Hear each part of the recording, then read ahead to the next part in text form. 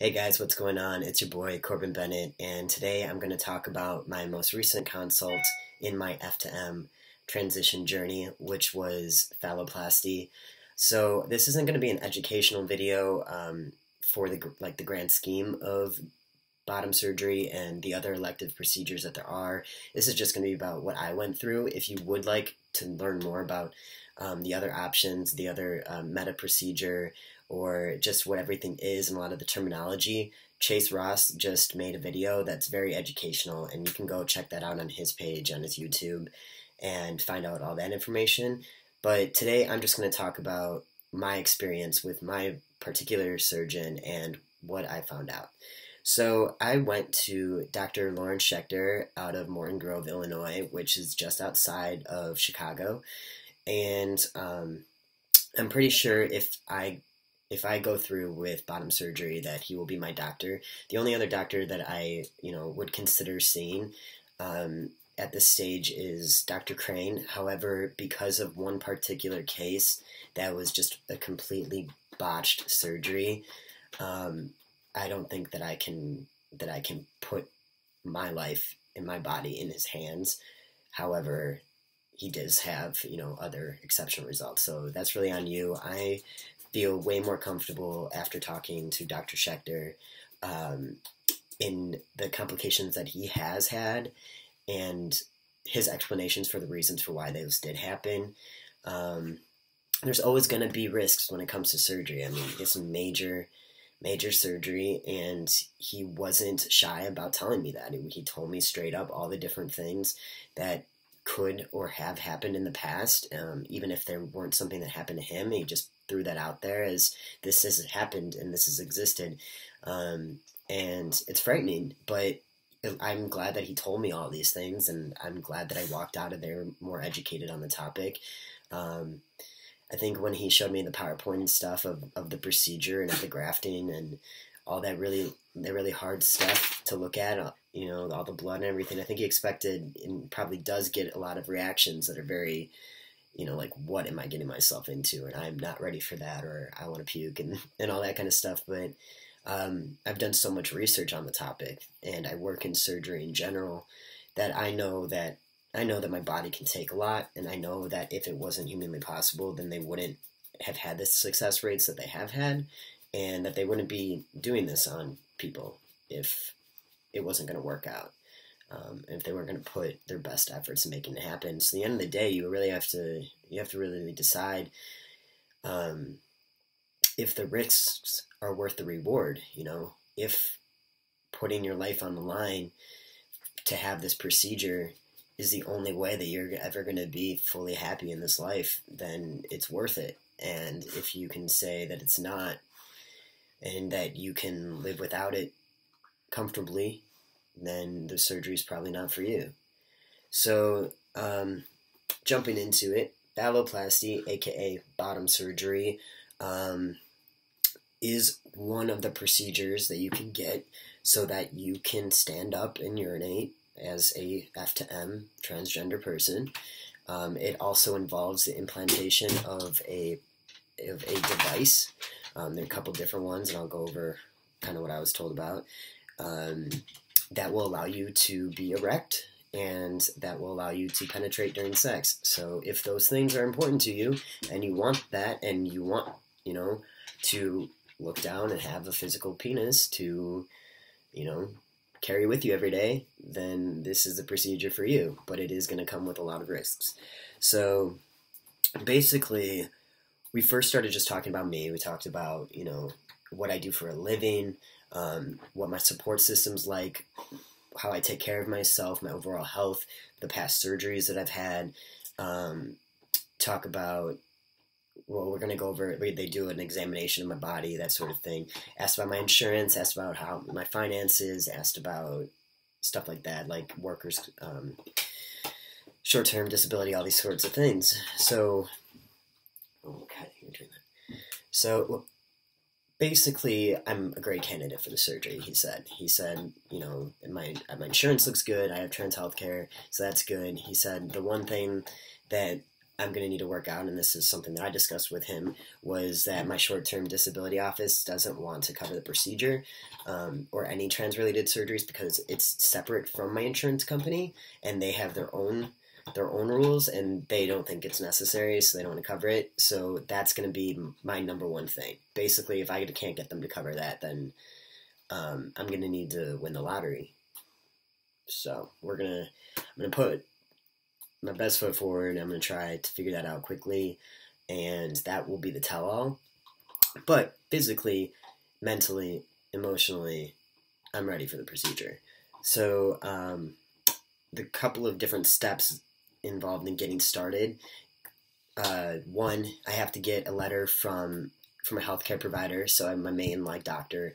Then I have to get 2 letters from 2 different doctors or 2 different psychologists, which I had to get one prior for my top surgery, and then she rewrote the letter again for a different surgery. So I'm hoping that that will happen. But now I got to find another doctor, which means I probably got to pay a couple $100 to get a second letter for a psychologist saying that I'm all clear and I'm mentally able to make this kind of decision for myself. So that was interesting. I didn't know that was going to happen. Got to do that. Then I have to check with my short-term disability office. That's pretty much the tell-all. Then, if those 2 things happen, I will start laser hair removal, and that will be done not at the doctor's office. You can do it anywhere, he said. So I got to find a deal on that because I have no idea how many hundreds of dollars this is going to cost me. Hopefully it's hundreds and not thousands, but I don't know yet. Everyone is different. He said he's had patients that will do it for 4 months, and then he's had patients that have had to do it for a year. It all depends on your hair type, how the thickness of it, and then how often you go and you can handle it, because it is like a painful procedure. And then some people they don't stay on it or can't afford it, so it takes more time and then stuff goes back and all that sort of thing. But the reason why that's so important and why it takes so long to have it done is that part of so they take a square out of your thigh. So we should probably talk about that. So I have elected to do the alt. So it's the anterior lateral thigh flap alt. So that is going to be grafting out of my thigh versus grafting out my forearm. It's actually not the most preferred. However, I have tattoos all over both of my forearms, and although they say people have done it, I refuse to mess up my arm in that way and then have a multicolored penis at first. It would just be really strange. I don't know. It could be kind of cool, I guess. But for me, I'm going to take on my thigh where I have no tattoos. So anyway, he's going to take a square, and he gave me the dimensions, and they faxed me a picture so that I can give it to the laser hair people. And then that's the spot that they clear. And the reason why they got to take all that, because that's what they're going to create. They're going to create the phallus from that. And not only that, but they're going to take a square of that, and that's actually going to go inside of you. So that's not going to be something that's visible to the skin. And it gets used for part of the urethral lengthening, I believe. But basically, since that's going to be inside of you, you can't shave that. They don't want hair to grow inside of you because it can mess with a whole bunch of stuff, and I don't even know what it could do, but you don't want it. So they have to make sure the hair is completely gone, at least on that strip. Now, he said that if they do that part and they get that completely clear and I want to start, and I could have still used more treatments on there, I might just grow hair, and I would have to take care of that, getting it waxed or let it grow, I don't know. So, hair. Gotta go. Then, after that, I can schedule surgery. So for me, the most important thing with this is my timing, because of money, because of short-term disability, all that stuff. All the procedures that I can fit in 1 year are covered under my insurance, other than laser hair removal. So that would be $4,500, and then also the letters cost money. So it'd be $4,500 for the whole year. If I have to carry a procedure over until the next year, my insurance will then charge me another $4,500. So that would be a grand total of $9,000 if I had all the surgeries done in 2 years. So it's definitely something to consider in my head, because he thinks that for me and my body types, and if there's no complications or light complications, that I could get it all done in the same year, which would be amazing, because that would be less money that has to come, that I have to find a way to pay for. So that was one part. The first part of the surgery is a like a grouped in surgery. So they create the scrotioplasty. They do the scrotioplasty. They do the urethral lengthening. They form the phallus. They take the grafting off my skin, like all that kind of stuff. One thing that is different from me versus some other people is that the flap that they create and the urethral lengthening, sometimes they can't do that in the first surgery, and you would have to come back for a second surgery, even though it'd be like an outpatient thing, if you're not super skinny like me. So it all has to do with like how much muscle you have in your leg and how the skin is. But I guess if I didn't have the body type that I had, and he said if I gained a bunch of weight that I would have to come back for a second procedure. So I'm lucky enough to not have to do that. So basically I would have surgery. 3 weeks later, I would come back and they form the tip. So they do this like urethral like lengthening thing at the beginning, and then they form the tip at the end.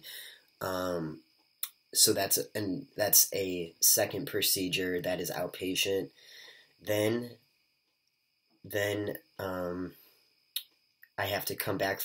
I have to come back to have the catheter removed, and then a couple other checkups, I think, and I will be recovering in that entire time. So from the day of surgery, spend a week in the hospital, go home, basically need help for like another week, like every second of the day. Then I'd come back for the outpatient procedure to finish the tip, and then I'd just have checkups, and I would be without complications, obviously. And then I would have checkups for an additional 4 weeks. So in grand total, he said I could go back to work after 6 weeks, possibly 8, depending on how I heal. So that's surgery number 1. Then 9 months to 1 year later, I would have to come back for a second surgery, or third, depending on how you call it, but second major surgery. And this is where they are going to implant the device. Now there's 2 different kinds of devices that this particular doctor will implant. One is the malleable, and 2 is the inflatable. And there's 2 different kinds of that he offers, but the one that was like a little bit more simple, that was a 2-piece, is kind of what I was most interested in. He seems to favor the inflatable. So basically, so many terms, like I don't have all the information right in front of me right now, but basically you get this like implant device and puts it in your scrotum, and then it has like this like liquid tube thing that gets connected to your pelvic bone, and then you have the inflatable that's like through the phallus, okay? So you squeeze the balls, or you press, it kind of depends on which one, but you press on it or you squeeze it, and then it's going to fill up with fluid, and then that gives you an erection. And then I don't know how it deflates. I haven't figured that out yet. So that's one. He said that the complications that occur with that is that the device that's hooked up to the pelvic bone, depending on how often you use your penis, would then can fall off, in which case it would not inflate, in which case you would have to go back in for a procedure. It would most likely be outpatient, but you'd have to get that fixed, which he said there's no predicting when that would happen, how many years it would last, if it would happen, that everybody's different, but it is a common complication, which is really frustrating to think that you could be all done with this, and then, a couple years later, if not years and years later, have something like that happen. It's kind of like you'd always have to have trans healthcare coverage for the rest of forever, otherwise you could get really screwed eventually. So that's something to consider. Then there's the malleable, which through my research and the forums that I was reading and the people who I talked to, sounded like the best option, just because it had less complications, it was easy to use, like it had a good look to it, all that stuff. And that is, it's malleable. So like a malleable retractor, it's like bendable, right? It's basically like that. You put it into place to be erect. The only problem with this device that he was saying is that you're always kind of hard. It's always kind of there. So you have to bend it, and you have to wear tight like boxer briefs, or you have to create some kind of like harness so that you're always kind of putting pressure on it. But when you're wearing pants, you're always going to have like a visible bulge, which like I don't think would be like the worst thing, but I do wear sporting gear and like scrub pants every day, so that could potentially cause an issue in the future.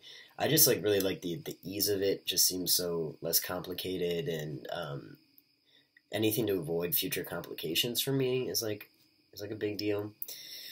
So he said, don't stress out about that because I have like over a year to figure out which one I really want, and um, that's something that I'll decide in the future. But he says that the inflatable is what he would recommend the most. So after that surgery, he said there's about 3 to 4 weeks of recovery from that surgery. You don't have to stay in the hospital for as long as it's outpatient, but the recovery time would be about 3 to 4 weeks for me. So that all has to do with my work and what they'll allow me to do. But all in all, he took a look down south, and he said that I'm in a great place for this procedure.